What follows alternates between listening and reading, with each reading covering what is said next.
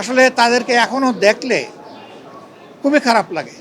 একজনের পায়ের 4 ইঞ্চি, 6 ইঞ্চি, 8 ইঞ্চি হাড্ডিই নাই, শুধু গুস্ত আর চামড়া ঝুলে আছে।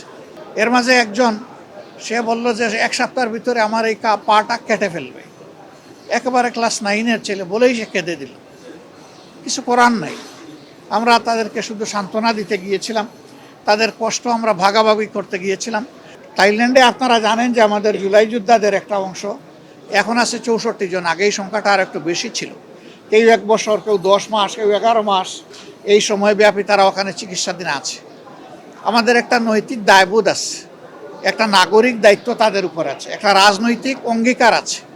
আমরা সেই অঙ্গীকারের মানবিকতার জায়গা থেকেই তাদেরকে দেখতে গিয়েছিলাম।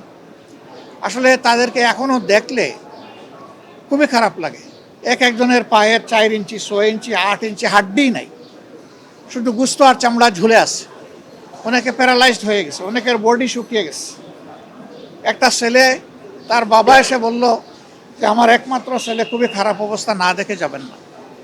ওখানে একটা হাসপাতালের 7, 8 এবং 9 তলা পুরোপুরিভাবেই এ রোগীদের জন্যই নেওয়া হয়েছে। সরকারের দায়িত্বভার গ্রহণ করেছে, ইন্টিরিম সরকারের সময় তাদেরকে প্রেরণ করা হয়েছে।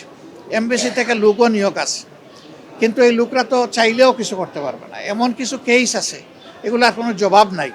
এমন কিছু ঘটনা আছে, এগুলার কোনো রিমিডি নাই। তারা কিন্তু এই অবস্থায় হয়তো দেশে ফিরবে। এর মাঝে একজন সে বলল যে 1 সপ্তাহের ভিতরে আমার এই পাটা কেটে ফেলবে। একেবারে ক্লাস 9-এর ছেলে বলেই সে কেঁদে দিল। কিছু করার নাই। আমরা তাদেরকে শুধু সান্ত্বনা দিতে গিয়েছিলাম, তাদের কষ্ট আমরা ভাগাভাগি করতে গিয়েছিলাম, তাদেরকে এবং তাদের আত্মীয় স্বজনকে আমরা সান্ত্বনা দিতে গিয়েছিলাম।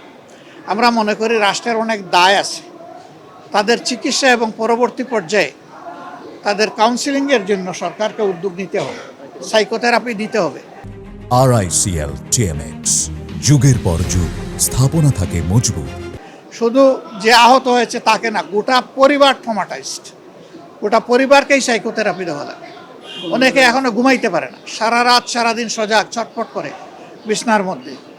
আমরা সেই দেশের যারা চিকিৎসা সেবায় নিয়োজিত তাদের সাথে কথা বলেছি, তাদেরকে আমরা খুবই আন্তরিক পেয়েছি।